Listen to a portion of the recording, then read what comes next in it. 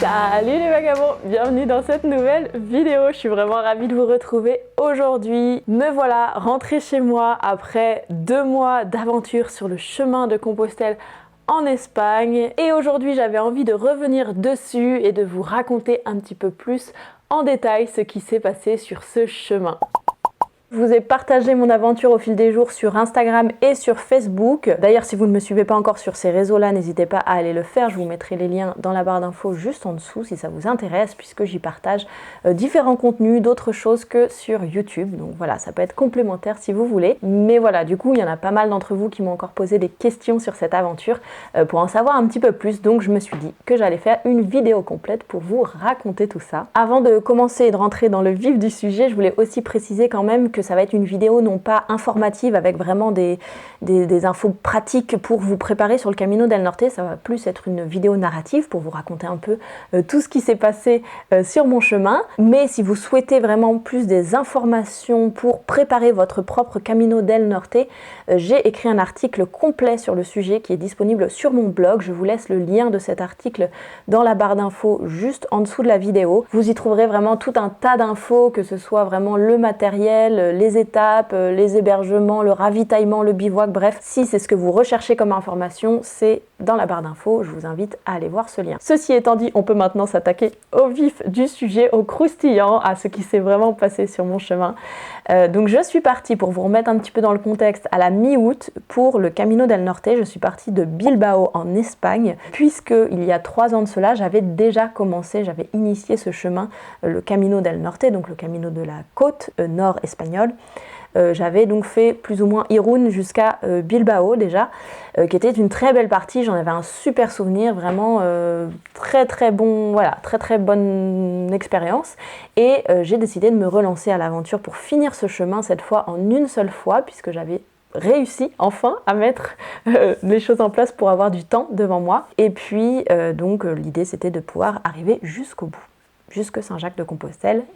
Bon, sans aucune pression évidemment, je suis du genre à partir sans rien préparer d'avance, sans rien trop planifier. Je tenais à le préciser avant de commencer mon récit parce que c'est la manière dont moi j'envisage mon chemin.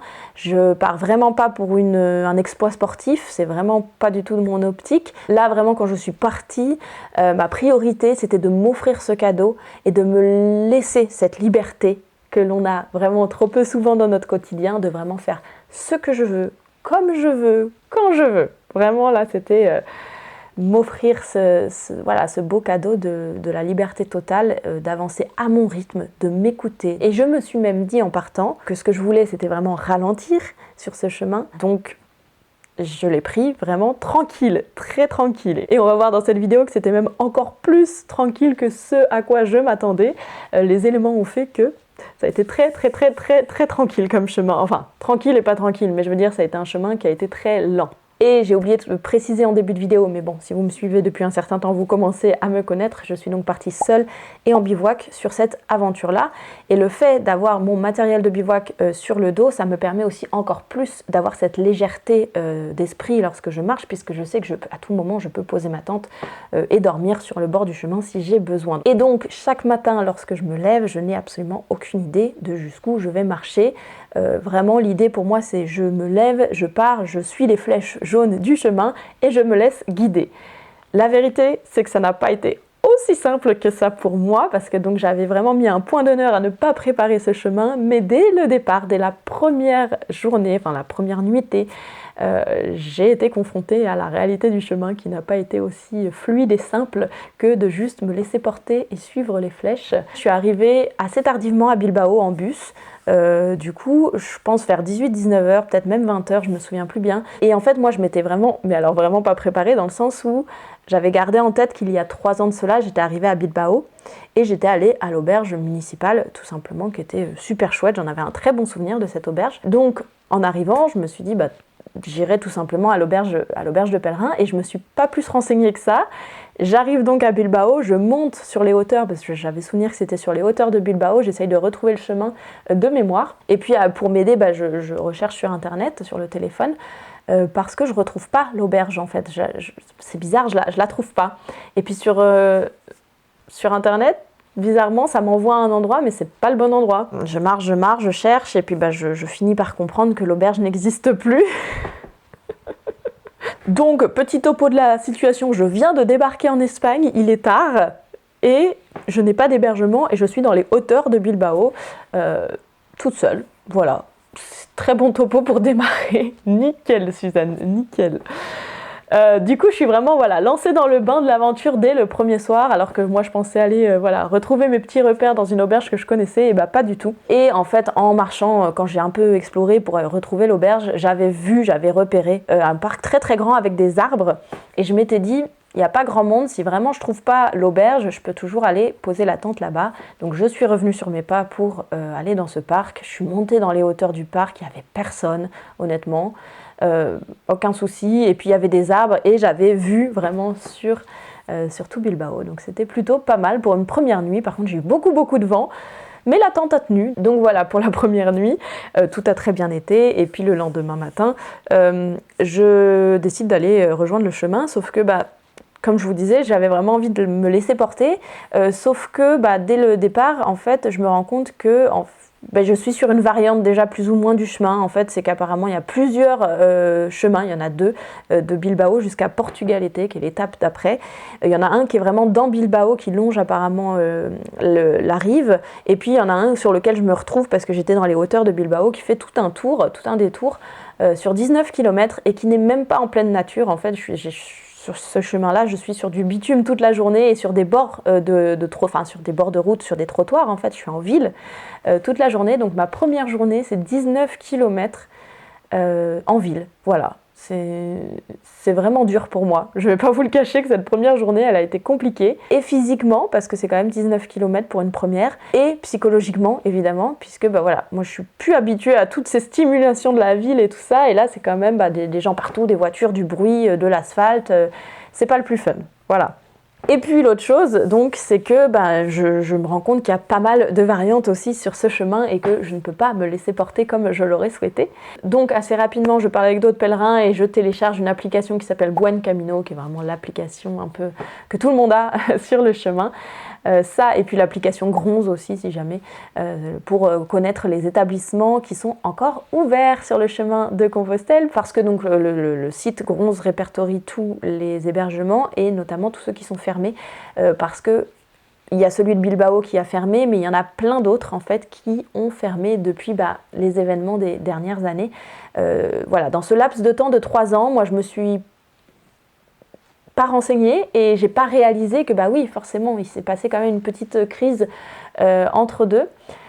Donc il y a plein d'hébergements qui ont malheureusement fermé. Donc je me retrouve à devoir un petit peu plus être vigilante d'avance et regarder un petit peu plus sur le téléphone pour savoir quel chemin prendre en fonction des variantes et puis pour savoir surtout si les hébergements que je vise sont éventuellement ouverts, parce que des fois, faut faire un détour pour aller voir un hébergement, et ça m'est arrivé plus d'une fois au départ, quand je regardais pas trop sur le téléphone, de me retrouver devant des hébergements municipaux ou des hébergements en donativo qui étaient fermés. Et donc ce début de chemin s'avère assez difficile, comme je vous disais, donc dès cette première journée psychologiquement, physiquement. Je n'avais pas du tout envisagé que la partie entre Bilbao et Santander, c'est vraiment la partie très goudronnée, très asphaltée, beaucoup de villes, vraiment beaucoup de passages sur des bords de route carrément même, donc avec les voitures qui passent à côté, c'est vraiment le chemin, c'est là que le chemin passe, mais des passages sur le bord de route comme ça. Et je me dis, mais attends, je me suis bloquée 2 mois de mon temps où j'ai mis plein de choses en place dans ma vie pour pouvoir justement me permettre ces 2 mois de marche, me permettre ce chemin.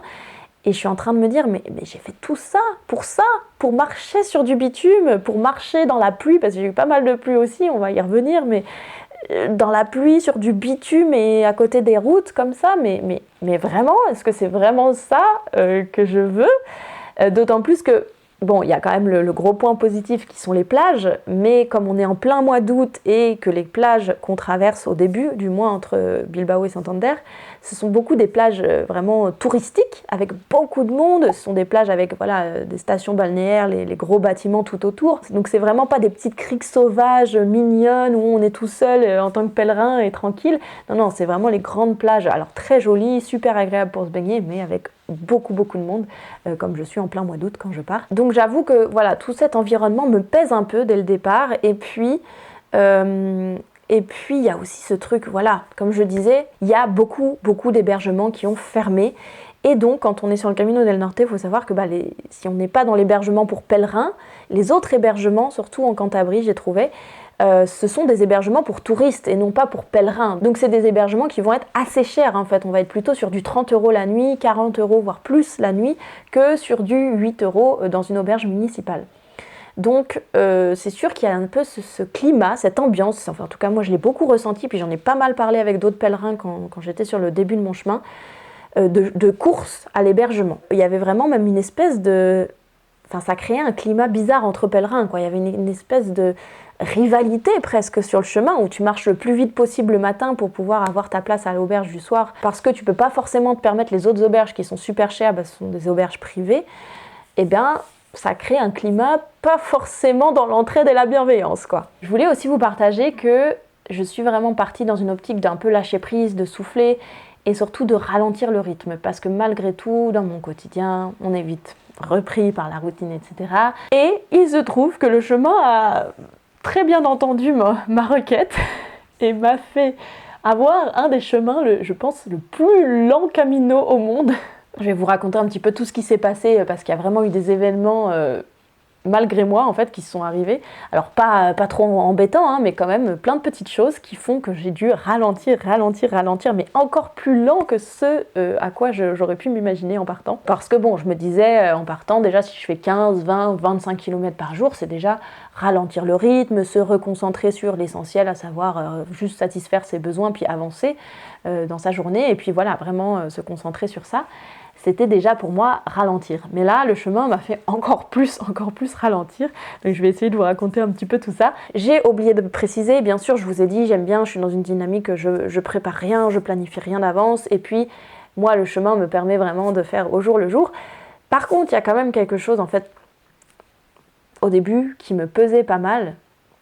C'est que j'avais quand même une deadline. Moi, fallait que je vous ai dit, je suis partie mi-août, mais il fallait que je rentre début octobre chez moi. Donc j'avais vraiment 1 mois et demi pour tout faire et je voulais aussi aller peut-être jusqu'à Fisterra, donc bon, il y avait quand même un petit peu de pression, même si je m'étais dit bon bah au pire j'arrive pas à Saint-Jacques et puis tant pis. Je me suis rendu compte que je m'étais mise une petite pression et que je calculais le nombre de kilomètres par jour que je devais faire minimum pour pouvoir arriver à Saint-Jacques et du coup ça me mettait quand même dans un certain état d'esprit qui n'était pas forcément le meilleur parce que je me disais aujourd'hui il faut que je fasse au minimum tant de kilomètres et puis il faut que je fasse ci et puis il faut que je fasse ça, le faut que, tu vois. Alors que j'avais justement toutes les clés, toutes les possibilités d'être complètement libre en faisant du bivouac, en étant seule, etc.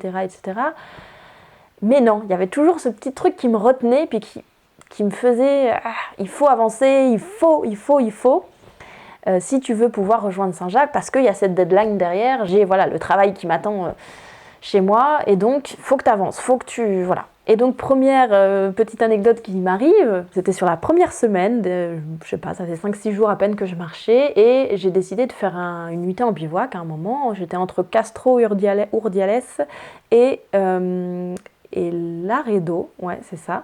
Et puis voilà, je faisais un bivouac, rien de plus normal. Et le lendemain, je remballe mes affaires, je continue mon chemin, et puis je marche, et je suis presque à Laredo lorsque je réalise que j'ai oublié ma popote. J'ai oublié ma popote au lieu de bivouac. Et là, je me dis, oh non, parce que ça fait, je sais pas, peut-être 20 km l'étape quand même, depuis mon bivouac jusqu'à Laredo. Donc, et j'ai pas du tout envie de revenir en arrière. Clairement pas. J'ai pas du tout envie de marcher une journée en arrière pour aller chercher ma popote. En fait, je l'avais laissée à l'extérieur de la tente et je sais pas pourquoi, je l'ai oubliée le matin en partant, alors que d'habitude je vérifie toujours, mais je l'ai oubliée. Et puis, le plus drôle dans cette histoire, c'est qu'il y a 3 ans, quand j'avais fait justement Irún à Bilbao, j'avais aussi perdu ma popote sur le chemin, je l'avais oubliée dans une auberge en l'occurrence. Et là, à ce moment-là, moi je me dis, bon, c'est drôle parce que je revois la même histoire qui m'arrive, et je me dis, bon, c'est peut-être qu'il faut que je lâche prise sur ma popote, et puis tant pis, je vais aviser sur le chemin, je mangerai froid, je vais me débrouiller. C'est pas grave, je vais continuer. Sauf que toute ma soirée à l'Aredo, donc je vais dans un gîte, et toute la soirée j'y repense, et puis ça m'embête. Je revisualise cette popote, je la vois vraiment dans la nature, parce que là je ne l'ai pas oubliée dans un gîte, mais je l'ai bien oubliée en pleine nature. Je me dis bon, il y a peut-être quelqu'un qui la trouvera et puis qui la prendra pour pas qu'elle reste là. Mais bon, les chances sont quand même pas énormes parce que j'étais vraiment un peu cachée dans la forêt d'eucalyptus. Puis le lendemain je continue à marcher parce que moi j'étais vraiment déterminée à me dire non, je lâche prise, j'avance, j'ai pas envie de revenir sur mes pas.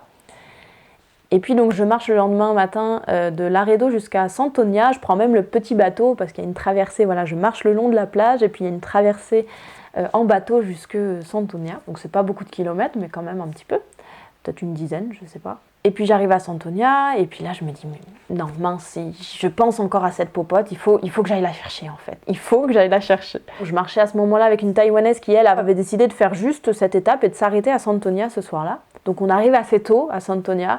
Et puis vu qu'elle me fait part qu'elle va s'arrêter là, je me dis après tout, j'ai qu'à m'arrêter là, je vais dans le même gîte avec elle, je pose mes affaires et puis j'essaye de trouver un bus pour revenir en arrière, m'avancer le plus possible pour retourner chercher sur le lieu de bivouac ma popote. Du coup c'est décidé, voilà, je pose mes affaires au gîte à Santonia, je reviens en arrière, je vais au point d'info pour savoir quel bus je peux prendre pour essayer de retourner le plus proche possible du lieu de bivouac, donc il me donne les informations, je reprends le bateau donc jusqu'à Laredo, ensuite je prends un bus de Laredo jusqu'à je sais plus où, le nom de l'endroit où j'ai dû m'arrêter, puis je marche encore 5 km jusqu'à mon lieu de bivouac, j'arrive sur mon lieu de bivouac, la popote est là, yeah.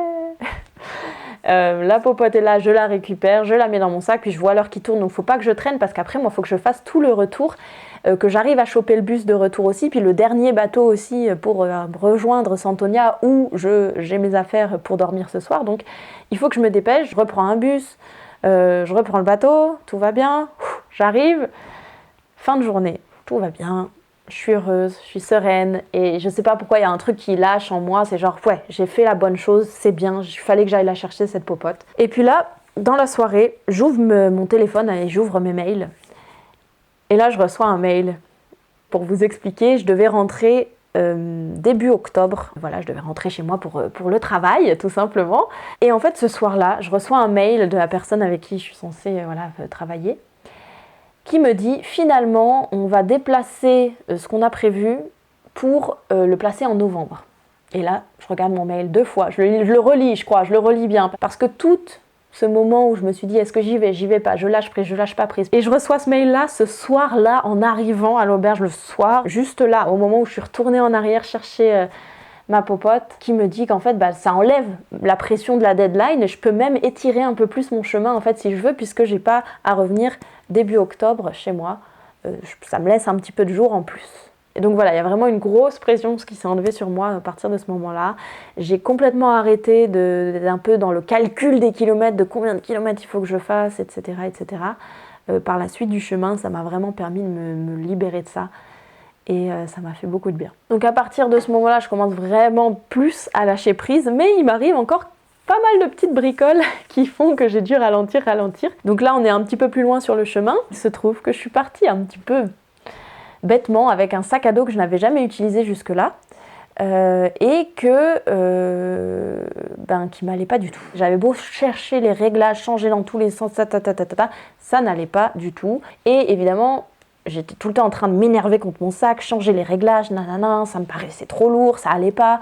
Enfin, comme je vous disais, le début de mon chemin, ça va pas trop psychologiquement et puis physiquement, ça allait pas trop. Du coup, je me suis dit, écoute, tu as un pouvoir décisionnel là-dessus, tu as 2 options, Suzanne. Soit tu choisis, 1, tu acceptes que ton sac à dos ne taille pas très bien, mais tu décides de le garder jusqu'au bout et de t'en accommoder. Et dans ce cas-là, tu ne te plains plus. Ou alors, tu as un autre choix qui est, tu changes de sac à dos, tu mets en place les moyens pour pouvoir changer de sac à dos sur ton chemin. Et comme ça, voilà, tu n'auras plus non plus à te plaindre sur ce fameux sac à dos qui n'allait pas du tout. Bref, tout ça pour dire que donc j'arrive à Santander où je me dis je vais donc changer de sac à dos. J'arrive tard à Santander après avoir pris un bateau, etc. J'arrive en fin de journée, donc je vais à l'auberge à Santander et puis je dors en me disant le lendemain matin, je vais aller à la fameuse grande enseigne bleue que tout le monde connaît, puisqu'il y en a une à Santander. Et donc le lendemain, je me lève et puis on me dit que c'est mieux de prendre un bus de ville parce que la grande enseigne bleue où je veux aller est assez loin et assez éloignée du centre-ville. Donc je prends un bus de ville, je vais dans le magasin, j'achète un sac à dos. C'est un sac très simple mais qui a fait l'affaire très bien jusqu'à la fin. Et puis bon, je reprends le bus de ville sur le retour, il doit être à peu près midi quand je suis dans le bus. Et puis là je me dis donc cet après-midi je vais à la poste, comme ça je vais pouvoir renvoyer mon autre sac à dos et mon autre matelas. Je les renvoie chez moi et puis je verrai pour la suite ce que j'en fais lorsque je rentre chez moi. Et donc dans le bus je regarde sur mon téléphone où est la poste dans Santander. Et là, mon téléphone intelligent me dit que la poste va bientôt fermer parce qu'on est samedi. On est samedi et la poste est fermée l'après-midi à Santander. Vu l'heure qu'il est, je vais pas avoir le temps de pouvoir passer à la poste déposer le sac à dos. Parce qu'il faut que je repasse à l'auberge chercher le sac à dos que je vais envoyer. Et dimanche aussi, c'est fermé la poste. Et puis là, je me dis que ça va être compliqué de marcher avec 2 sacs à dos, un sur le dos, puis éventuellement un devant ou un sur le côté. Ça va être très compliqué de marcher avec 2 sacs à dos pendant toute une journée, toute une étape, jusqu'à une autre poste éventuellement. Et donc, voilà, j'ai dû attendre encore plus sur le chemin pour pouvoir enfin renvoyer mon sac à dos. Et j'ai dit, bon, c'est comme ça, c'est qu'il faut que j'attende. Et puis j'ai pris mon mal en patience et puis j'ai continué ensuite mon chemin. Et voilà, encore des soucis matériels qui font que j'ai dû patienter un petit peu et ralentir. Mais c'est pas tout, c'est pas fini, parce que ça ferait 2 anecdotes comme ça. Bon, j'en aurais peut-être pas tiré la conclusion que le chemin me disait de ralentir. Évidemment, j'ai une 3e anecdote à vous raconter. Et celle-là aussi, elle est bonne. Je suis un peu plus loin sur le chemin. À ce moment-là, j'ai pris la bifurcation pour me rendre jusqu'au Oviedo. Je suis donc juste un petit peu avant Oviedo. Et puis, je sais pas pourquoi, ce jour-là, je me dis, j'ai pas forcément envie d'aller jusqu'au Oviedo. Je vais essayer de m'arrêter un petit peu avant pour pas dormir à Oviedo. Et pour le lendemain, aller visiter Oviedo dans la journée, puis continuer mon chemin et bivouaquer ou aller dormir ailleurs plus tard. C'est ça un peu mon idée. Donc je décide de dormir 5 km juste avant Oviedo. Le lendemain, je me lève tôt, je vais jusqu'à Oviedo, magnifique ville, j'ai adoré Oviedo. Vraiment un gros coup de cœur en termes de ville. Et puis, depuis Santander en fait, ça fait plusieurs jours qu'on me parle du Camino Primitivo. Moi je veux aller sur le Camino Primitivo et on me dit, parce que je suis partie uniquement avec des sandales de randonnée, moi c'est mes chaussures qui me vont très très bien pour marcher, sur le chemin de Compostelle du moins. Et là, le Camino Primitivo, c'est vrai que ça peut être un peu de montagne. En tout cas, tout le monde me dit, oui, c'est de la montagne, fais attention, il y a des roches, c'est dangereux de marcher en sandales, tout ça. Bon, je me dis, ça peut peut-être quand même passer les sandales, mais on avance quand même aussi dans le temps, et les nuits, les matins commencent à se rafraîchir.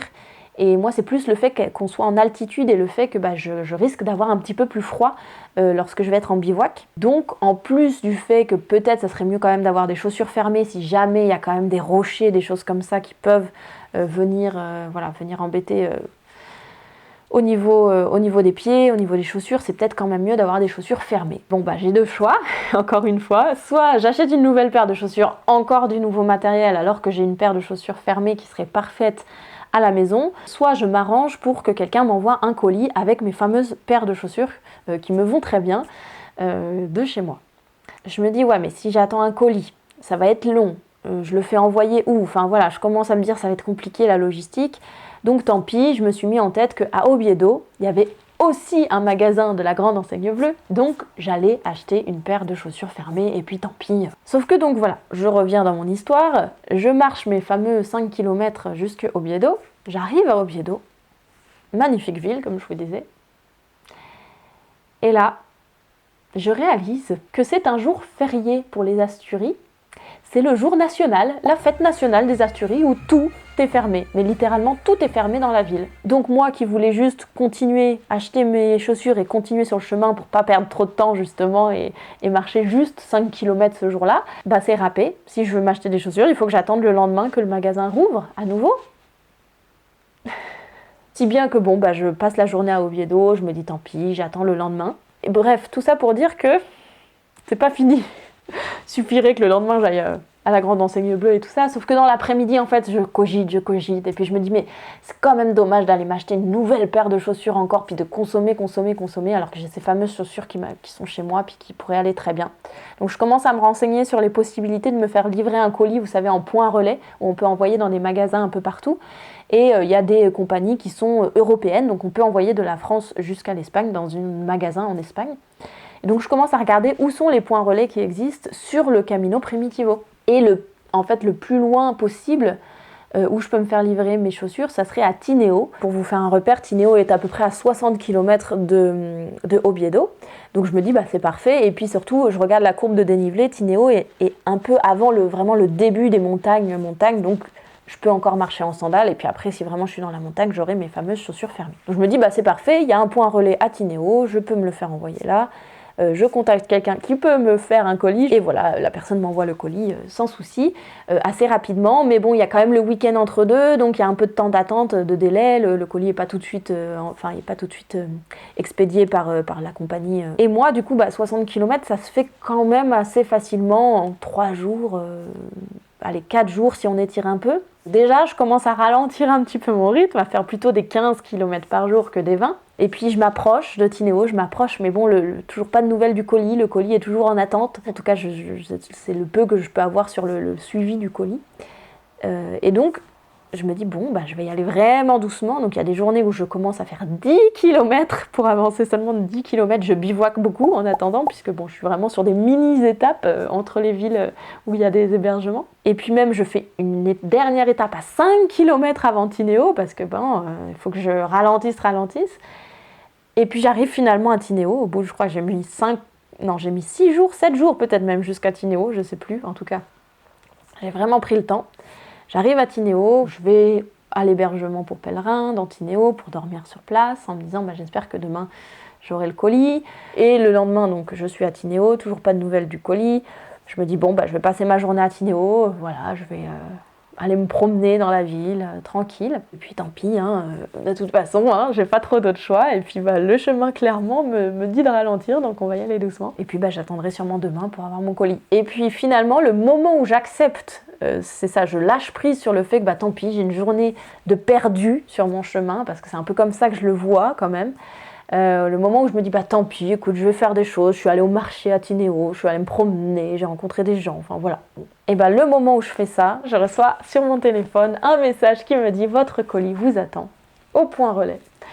Donc dans l'après-midi, je vais au point relais, je trouve mon colis, victoire, j'ai mes chaussures et donc je décide, je retourne à l'auberge, je remballe toutes mes affaires et je pars dans l'après-midi. Finalement, je resterai pas une deuxième nuit à Tineo. Voilà pour cette histoire. Donc comme quoi, il y a des histoires comme ça qui s'enchaînent puis qui se répètent, où ça attend, où ça te fait attendre et puis encore, je pense que le message était quand même assez clair.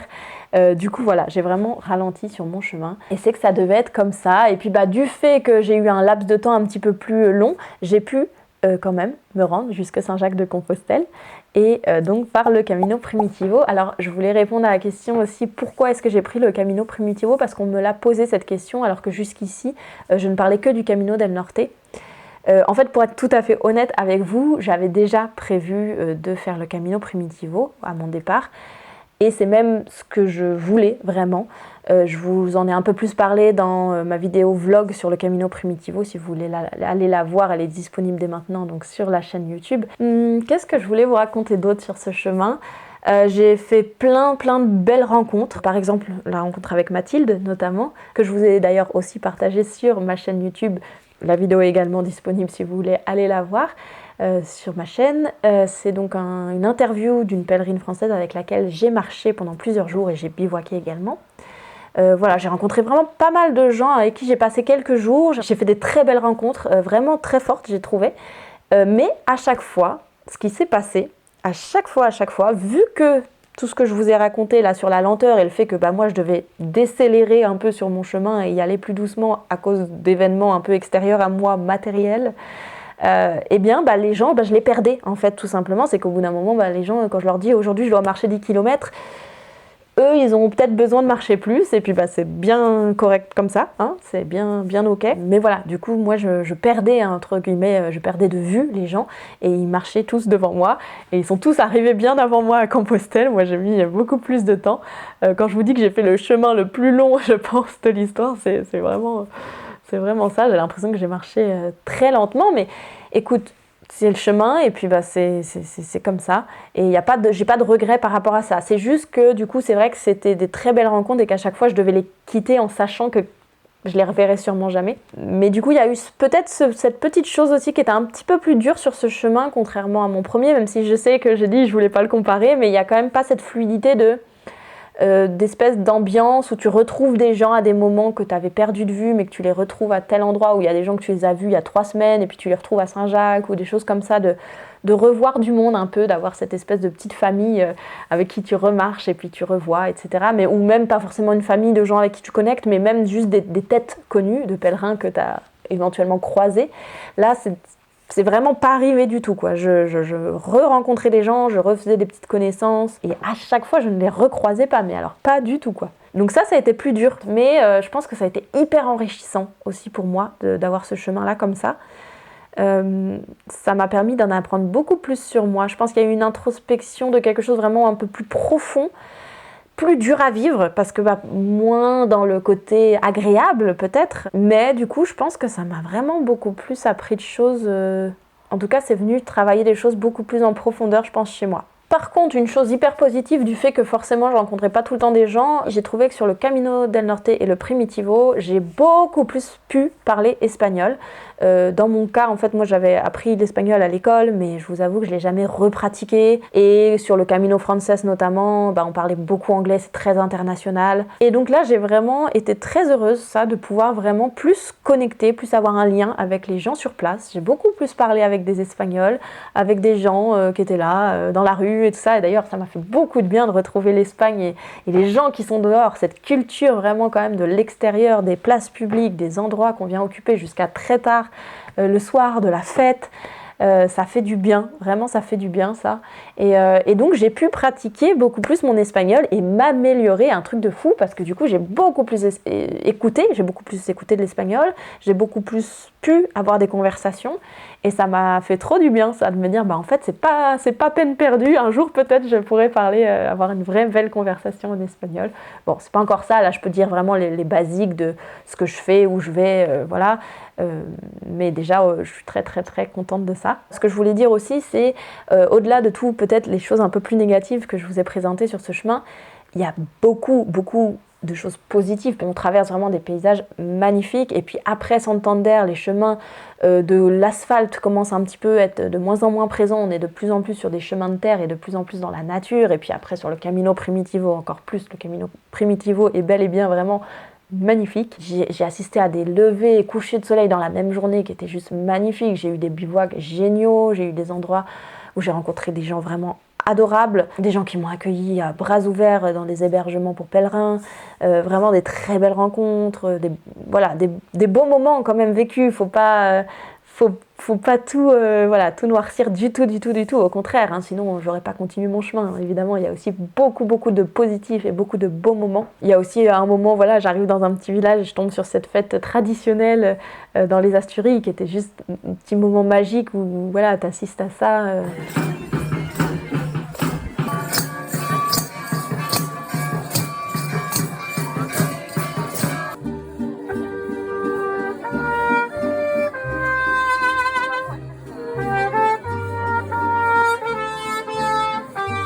Ouais, c'est vraiment un beau chemin aussi, c'est un très très beau chemin, très vivant. En fait c'est ça, à partir du moment où j'ai aussi accepté le côté où de toute façon j'allais être en contact avec des gens tout le temps, dans les villes, dans les villages, et qu'il fallait juste que je m'ouvre en fait, que je m'ouvre aux gens, parce que j'avais envie de partir un peu dans mon cocon, puis de me retrouver dans la nature, puis d'être tranquille, puis d'être toute seule. Alors qu'en fait il y a plein de pèlerins, il y a plein de gens, les touristes qui étaient en vacances. Et en fait le moment où je me suis ouverte à ça, c'est là que la magie a opéré, évidemment, parce que c'est le moment où j'ai lâché, puis j'ai dit ok, c'est ça mon chemin en fait. Bon, et puis par contre, au niveau météo, j'ai quand même envie d'émettre un petit bémol.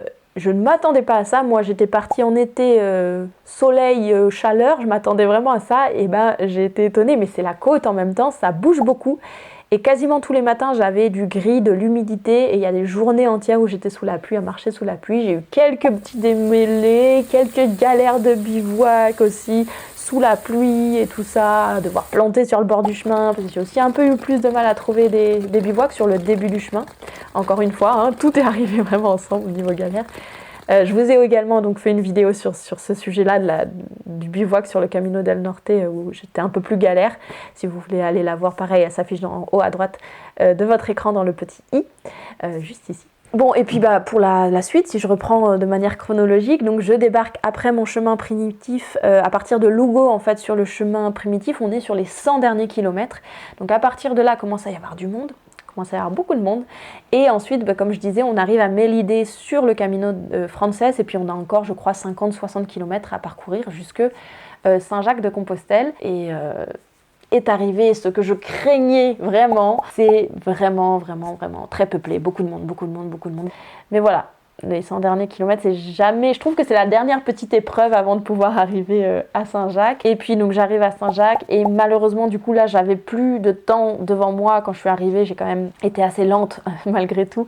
Donc je suis arrivée à Saint-Jacques en n'ayant plus de temps pour pouvoir marcher jusqu'à Fisterra, parce que j'aurais aimé pouvoir marcher jusqu'à Fisterra et même jusqu'à Mouchia si j'avais eu le temps. Donc bon, j'ai fait ma paix avec ça et j'ai pris un bus quand même pour Fisterra, puisque comme je vous l'avais annoncé, il fallait que j'aille chercher quand même sur cette plage de Fisterra ma coquille Saint-Jacques. Et c'est comme ça que je vais conclure cette vidéo, parce que je crois que c'est le plus beau, c'est que voilà, ma coquille Saint-Jacques sur la plage de Fisterra. Enfin, même pour être honnête, j'en ai récupéré plein, mais je pense que c'est sans doute elle la plus belle, la plus complète. J'ai récupéré plein de morceaux aussi pour éventuellement m'en faire des colliers ou je ne sais quoi. Là, j'en ai pris plein. L'opulence, là, c'était vraiment... C'était la très belle conclusion de mon chemin, d'arriver à Fisterra. Je suis allée, évidemment, contempler le soleil se coucher. Voilà, j'ai mon petit coup de cœur pour Fisterra et tout. Tous ces rituels, en fait. Je suis allée chercher ma coquille, je suis allée voir le soleil se mourir dans l'eau, symbole fort de renaissance. Enfin, voilà, je suis allée faire plein de choses. Je suis allée à différents endroits. Je suis allée me baigner. Même si elle était très froide. Mais j'avais besoin de tous ces symboles fort de renaissance, de laver tout ce que j'avais envie de lâcher. Quand on arrive comme ça à la fin de la terre, pour moi c'est important ces moments-là. Et voilà, c'est comme ça que va s'achever cette petite vidéo. Je ne sais pas si vous avez des questions en tout cas, parce qu'il y a sûrement plein de choses que j'ai oubliées, que j'ai pas forcément dit. N'hésitez pas à les poser dans les commentaires ci-dessous si vous avez des questions sur mon chemin. Je serais très contente de pouvoir vous y répondre si je le peux, hein, parce qu'après peut-être que il y a des choses que je ne sais pas. J'ai été en tout cas vraiment très heureuse de pouvoir vous partager cette petite aventure sur la chaîne. J'espère que ça vous aura plu, ces petites vidéos, et puis cette conclusion avec cette vidéo finale. N'hésitez pas à me le faire savoir si ça vous a plu avec un gros pouce en l'air sous cette vidéo. Et puis n'hésitez pas à vous abonner à la chaîne si vous voulez suivre la suite des aventures, puisqu'évidemment ce chemin s'est achevé, mais l'hiver est là, donc il y a plein de belles aventures dans la neige que j'ai vraiment hâte de reprendre. Moi je vous fais plein de gros bisous et à tout bientôt pour une prochaine vidéo. Ciao!